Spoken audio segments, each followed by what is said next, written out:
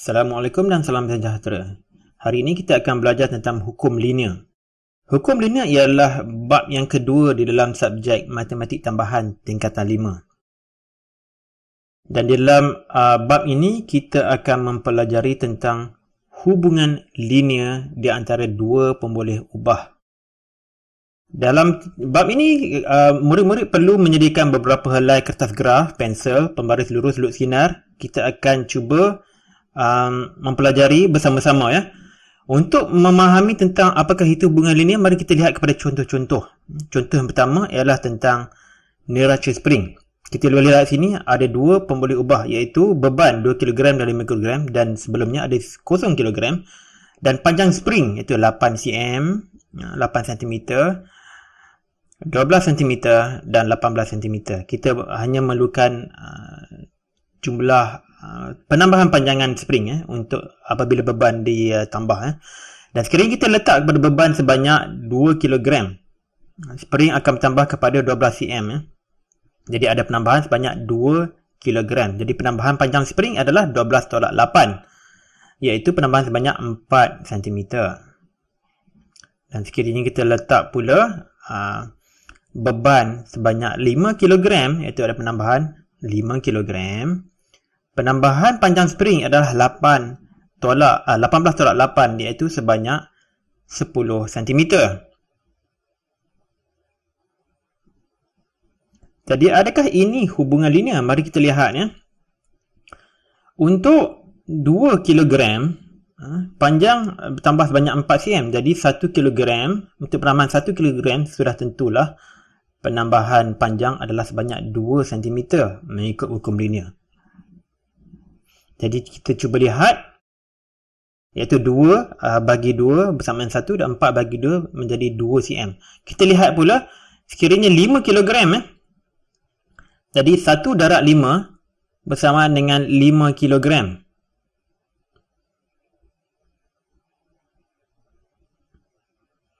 Untuk satu hubungan linear, kita darab pula panjang 2 cm dengan 5, iaitu sebanyak 10 cm. Jadi betul lah ya. 10 cm untuk 5 kg. Jadi ini adalah satu contoh hubungan linear di antara dua pemboleh ubah.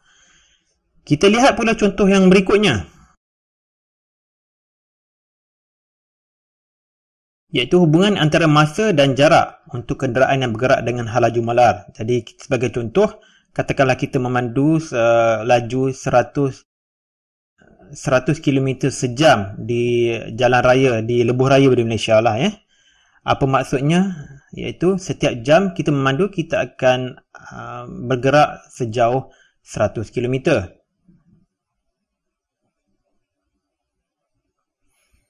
Apa pula jarak kita travel? Sekiranya kita berjalan, sekiranya kita bergerak selama 2 jam, iaitu 200 km. Dan sekiranya kita memandu selama 5 jam, bermakna kita akan bergerak sejauh 500 km. Ini sudah tentunya lah satu hubungan linear. Kita lihat pula contoh yang berikutnya, iaitu hubung kait di antara masa dan suhu larutan yang dipanaskan dengan api. Jadi kita boleh lihatkan hubungan. Kita boleh lakarkan satu graf lah untuk kita illustrate, mengilustrasi hubungan di antara masa dan suhu cecair.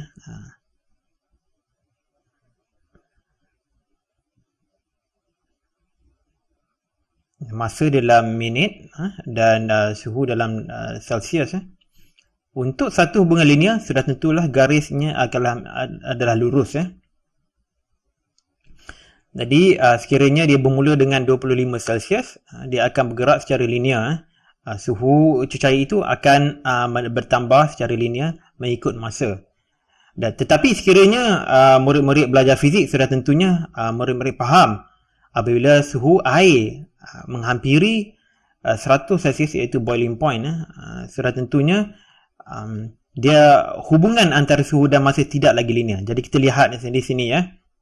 Hubungan linear adalah di sini ya. Okey, ini adalah hubungan yang linear di mana ada garis lurus. Dan kawasan yang saya tunjukkan di sini pula adalah hubungan yang tidak linear kerana garisannya tidak lurus lagi.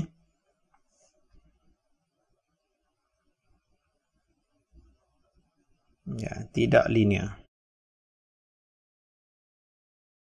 Jadi saya telah pun tunjuk pada murid-murid apakah itu hubungan linear dan dibandingkan pula dengan hubungan yang tidak linear supaya adik-adik murid-murid sekalian dapat memahami apakah itu hubungan linear. Ini penting sebab kita akan bergerak dan belajar lagi tentang hubungan linear. Jadi penting untuk konsep ni murid-murid faham. Jadi objektif pembelajaran untuk hari ini ialah memahami dan menggunakan konsep garis lurus penyesuaian terbaik. Ini adalah tentang graf yang kita akan plot bersama-sama ya. Jadi dalam uji kaji fizik atau chemistry, kita akan mengumpulkan data dan melukiskan graf. Contohnya seperti inilah di antara X dan Y. Kita selalu akan mengambil data dan kita akan lukis titik mengikut data yang telah kita kutip. Kita lihat graf ini, titik-titik ini mungkin tidak cantik mungkin tidak mempunyai hubungan yang begitu linear di alam praktikalnya tapi kita cuba lukis satu garisan lurus melalui titik-titik ini. Jadi kita akan lukiskan satu garisan lurus penyesuaian yang terbaik yang dapat fit betul-betul dengan titik-titik yang tadi. Kemungkinan garis itu tidak melalui ke semua titik kerana ia tidak sempurna. Jadi kita perlu melukis garisan lurus yang paling bersesuaian untuk data yang telah kita kutipkan tadi. Objektif kedua pula menulis persamaan linear daripada persamaan bukan linear. Di dalam realiti dunia ini banyak hubungan yang tidak linear. Kita cuba lihat, saya lukiskan graf di sini. Ini adalah hubungan yang tidak linear. Ya. Ini dua adalah hubungan tidak linear antara dua pemboleh ubah mungkin X dan Y. Kita boleh menggunakan satu teknik sekiranya cukup maklumat diberi untuk menukarkan hubungan yang bukan linear ini kepada satu hubungan yang linear. Ada cara yang kita akan belajar sama-sama. Kita akan menukarkan mereka menjadi satu graf bergaris lurus, lebih kurang begini. Okey. Kita bergerak. Okey, kita akan praktis bagaimana untuk melukis satu garis lurus penyesuaian terbaik. Di sini adalah satu graf yang telah pun saya lakarkan. Saya telah pun plot mengikut satu data berpaksikan X dan Y dan saya juga telah letakkan titik-titik di dalam graf itu. Kalau murid-murid mungkin nampak garis titik-titik yang telah dilukiskan situ mungkin tidak diaturkan dalam satu garisan yang lurus. Dia agak mungkin di alam realitinya tidak begitu linear. Tapi kita perlu untuk mencari satu garisan lurus yang paling cantik, yang paling sesuai. Mungkin tidak melalui ke semua poin titik-titik yang dia ada situ, tetapi kita nak garis lurus itu melalui sebanyak mungkin. Dan juga garisan itu seimbang. Kita tidak mahu garis itu terlalu bias ke kiri atau ke kanan atau ke atas atau ke bawah. Jadi kita cuba sama-sama untuk mencari garis lurus yang terbaik untuk graf yang kita plotkan di sini. Disebabkan saya tidak boleh melukis garis lurus direct di atas skrin saya menggunakan satu software yang dinamakan Ambient Ruler untuk membantu saya. Saya menggunakan Wacom Bamboo, jadi saya tidak dapat melukis terus di atas graf. Okey. Mari kita lukis satu garis lurus di sini Okey. Okey, bagaimana dengan garis lurus ini? Adalah ini garis lurus yang sesuai? Mungkin boleh diperbaiki lagi Kita cuba ubah sedikit sebanyak. Okey. Kita adjust lagi lah Okey, di atas sini pula. Okey. Sekarang kita boleh lihat Garisan lurus ini mungkin sudah agak seimbang ya. Dia melalui titik yang kelima, titik yang kedua dan titik yang pertama. Tetapi dia tidak melalui titik yang ketiga dan yang keempat. Tetapi titik yang ketiga berada di bawah garisan.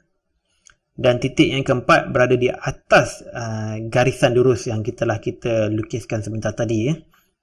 Jadi ini adalah satu contoh garis lurus penyesuaian terbaik. Dalam kita melukis garis lurus ini, mungkin dia agak sedikit subjektif. Boleh dibahaskan. Tetapi ini adalah menggunakan kita punya sendiri, pemikiran kita sendiri, dan kita carikan satu garisan lurus yang paling sesuai untuk titik-titik yang telah kita plot sebentar tadi. Kita akan melakukan lebih banyak latihan selepas ini, jadi sediakan kertas graf yang secukupnya ya.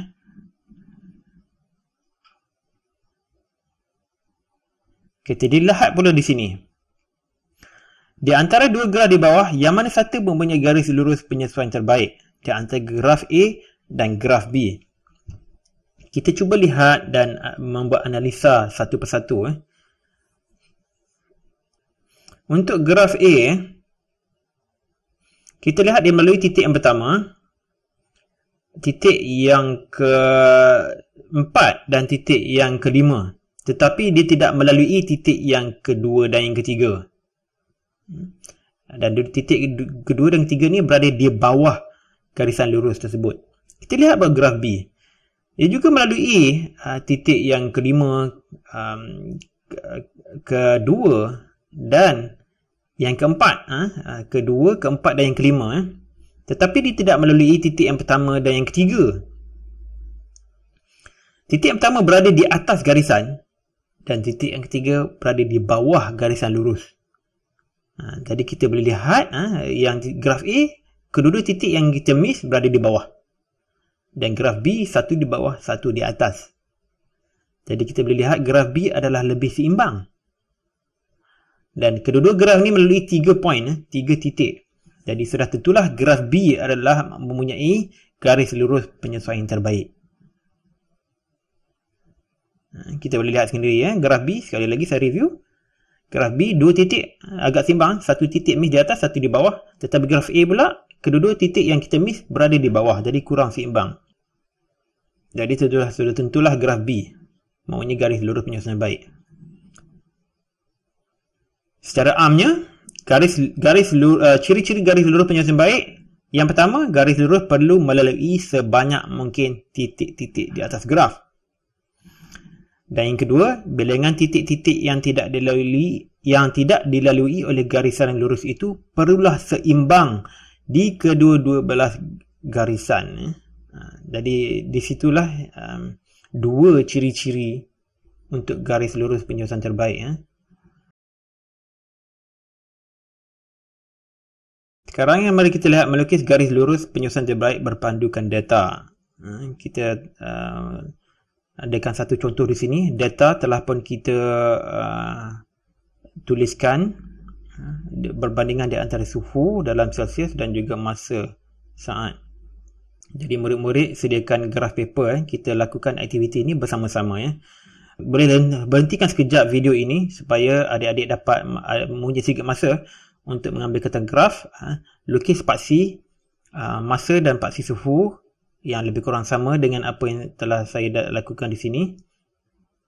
Yang cuba lihat di sini, saya sengaja melakukan break line untuk paksi suhu supaya supaya graf saya lebih seimbang. Saya bermula daripada nombor 20 di sini.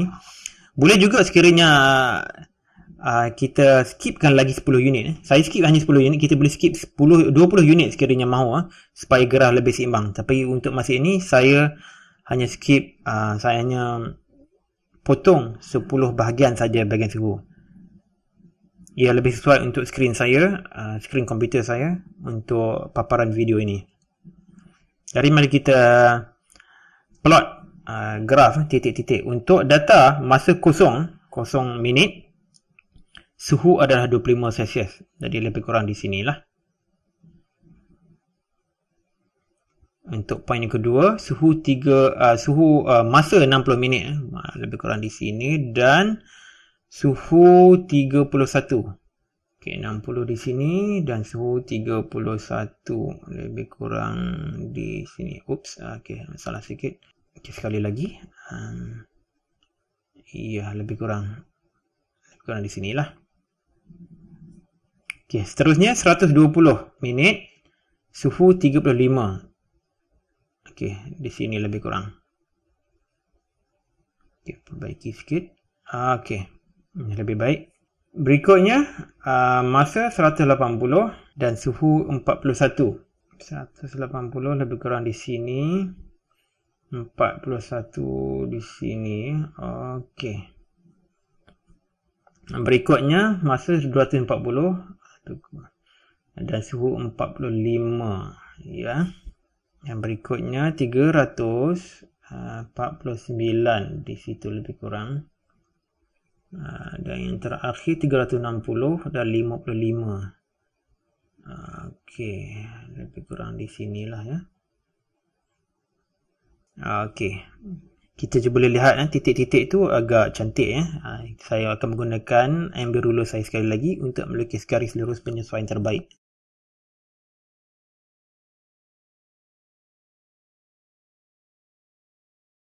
Okey, mari kita mulakan. Okay, saya drag poin-poin kedua poin ini. Okay, cuba lihat garisan ini. Adakah garis lurus penyesuaian terbaik? Cuba lihat. Dia tidak melalui banyak poin. Melalui satu poin saja.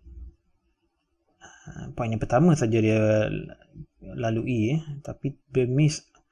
Dia tidak lalui semua poin yang lain. Jadi kemungkinan masih boleh diperbaiki. Kita adjust sedikit. Okey, bahagian yang ni pula ya. Ini nampak lebih baik agak seimbang melalui titik yang pertama, titik yang ketiga, kelima dan yang ketujuh, yang terakhir sekali pun dia melalui dia miss. Dia tidak lalui poin kedua, keempat dan yang keenam. Jadi poin yang kedua, keempat mungkin agak seimbang ya. Kita lihat poin yang kedua di atas garisan, poin keempat juga di atas garisan, poin keenam di bawah garisan lurus ya. Jadi ini agak seimbang, sudah agak sesuai ya. Jadi saya harap murid dapat sama-sama menjalankan aktiviti ini Kita akan melakukan lebih banyak aktiviti bersama-sama Seterusnya kita akan cuba menulis persamaan untuk garis lurus penyesuaian terbaik. Untuk aktiviti ini kita daripada satu eksperimen juga Kita ada jadual X dan Y. Dan kita lihat apakah aktiviti kita. Plot graf Y lawan X dan lukis garis lurus penyesuaian terbaik. Itu adalah aktiviti kita yang pertama.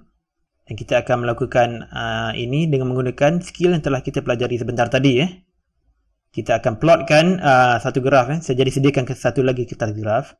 Berhentikan video ni dapatkan kertas graf. Tulis jadual seperti mana yang saya tulis di dalam skrin. Kita akan plotkan graf ini bersama-sama Jadi kita akan kita boleh ingat lagi untuk garis lurus mempunyai persamaan sebegini Y itu iaitu bersamaan dengan mx campur c. M adalah kecerunan ataupun gradien garis lurus dan C pula adalah pemintas Y. Pemintas paksi Y. Jadi kita sekiranya kita ada graf sebegini antara X dan Y,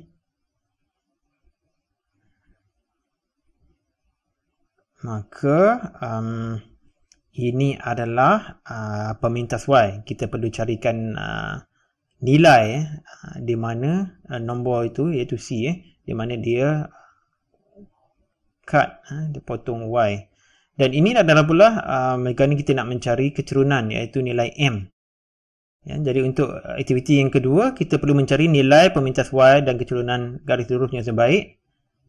Dan daripada itu kita akan dapat menulis persamaan Jadi saya telah pun pindahkan data tersebut di dalam satu lagi perisian iaitu menggunakan OneNote, dan kita akan lakukan aktiviti ini bersama.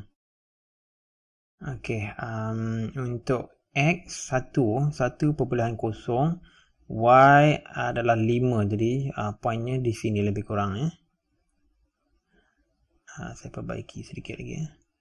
Y1, X1, Y5. Okey. Berikutnya untuk X 2.6, Y 8.2. 2.6 8.2 mungkin kita boleh budak kepada 8, susah sikit kita nak exact. 2.6 okey, di sini lebih kurang. 8.5 di sini, 8.2 itu 8 8.5, 8.2 bawah sedikit, lebih kurang di situlah. 2.6 8.2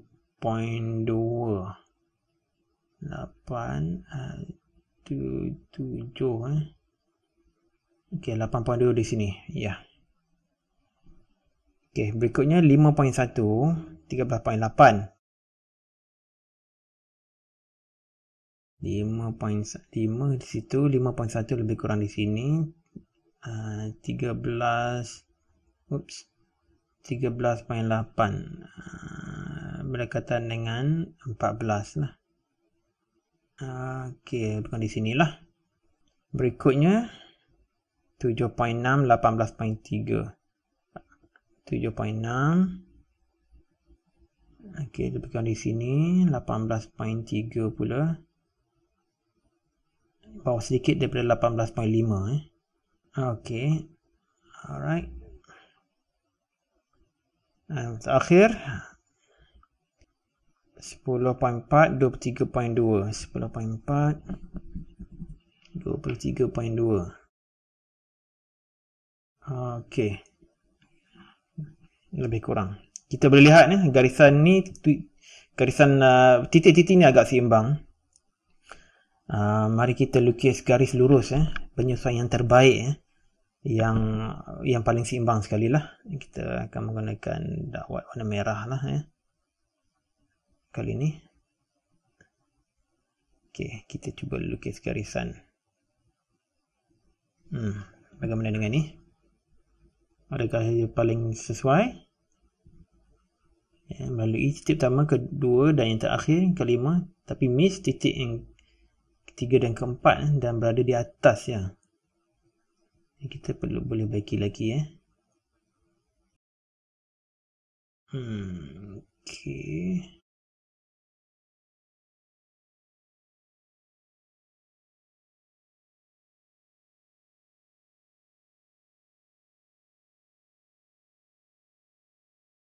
Kita cuba adjust mana yang boleh. Sekiranya murid-murid menggunakan pembaris, boleh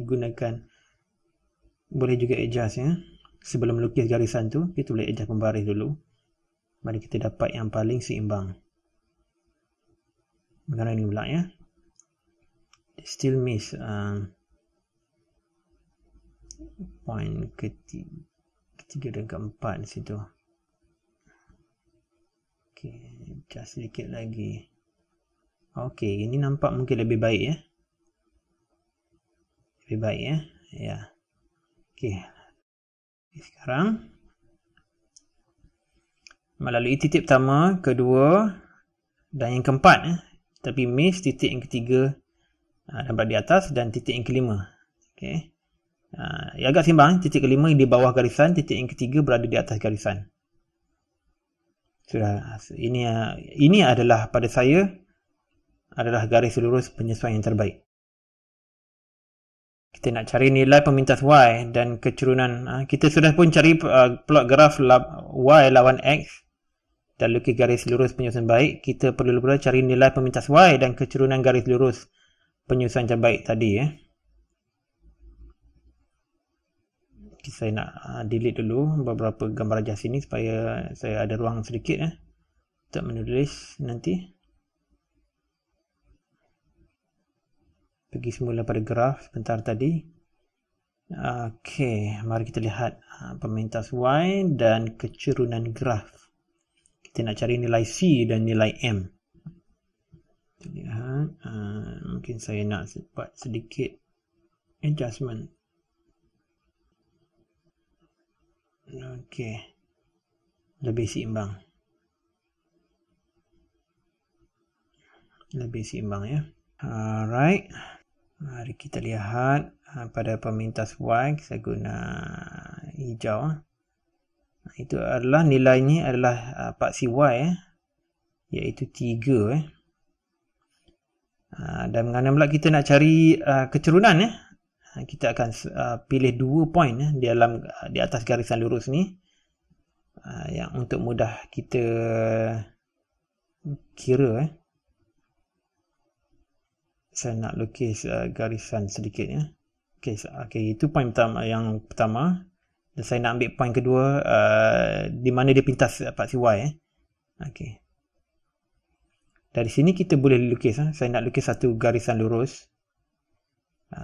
Guna buat dawat hitam, dawat hijau lah. Saya nak lukis garisan lurus di sini untuk membantu saya mengira kecerunan garisan lurus ini. Ini sebagai ilustrasi sahaja. Tidak perlu melukis sekiranya tidak mahu. Sekiranya kita sudah cakap. Ini untuk ilustrasi. Saya nak lukis 2 garis lurus. Untuk menunjukkan bagaimana kecerunan graf ini dikira. Okey. Sekarang kita nak cari, kita perlu pilih 2 poin. Poin yang telah kita pilih sebentar tadi. Sekiranya masih ingat, kecerunan M adalah bersama dengan Y2 tolak Y1 bahagi X2 tolak X1. Saya harap murid-murid masih ingat. Apakah dia Y2, X2, Y2? Ini adalah koordinat X2, Y2. Apakah koordinatnya itu? Iaitu 11, 25.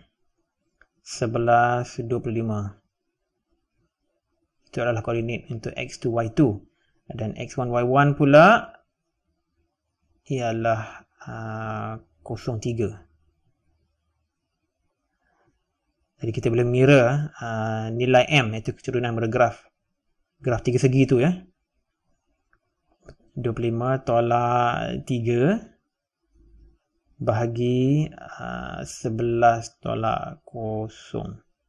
Itu bersamaan dengan 22 per 11, iaitu bersamaan dengan 2. Jadi M ada 2. Dan C pula, pemintas Y adalah bersamaan dengan 3. Jadi kita dah dapat nilai pemala yang kita mau carikan, iaitu M dan C. Jadi berbalik kepada Microsoft OneJournal tadi. Microsoft Journal. Untuk graf, untuk garisan lurus, Y bersama dengan MX campur C. M adalah 2 dan C adalah 3. Jadi persamaan untuk garis lurus yang kita plot tadi ialah Y bersama dengan 2X campur 3. Jadi inilah dia penyelesaiannya. Kita telah pun menjalankan aktiviti ini. Semua 3 step yang telah diberi tadi. Saya harap murid-murid dapat mengikuti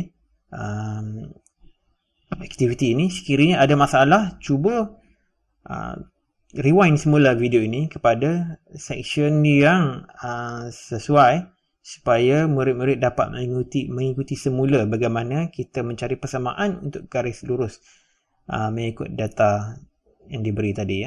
Jadi iaitu Y bersama dengan 2X campur 3.